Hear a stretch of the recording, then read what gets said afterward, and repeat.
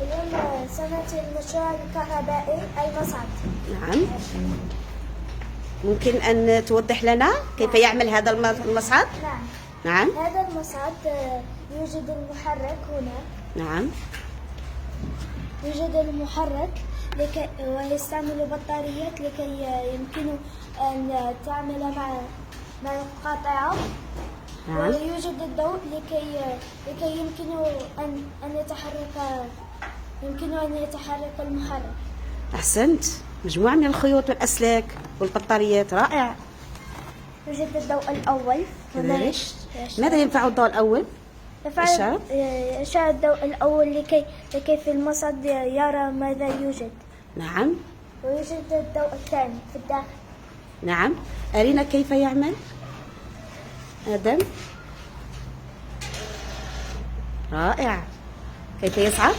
جيد. أعد العملية. رائع. ثم كيف يصعد؟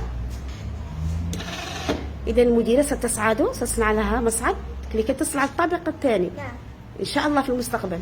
إن شاء الله. شكرا. وتكون مخترع الصغير. صفقوا لأطفال.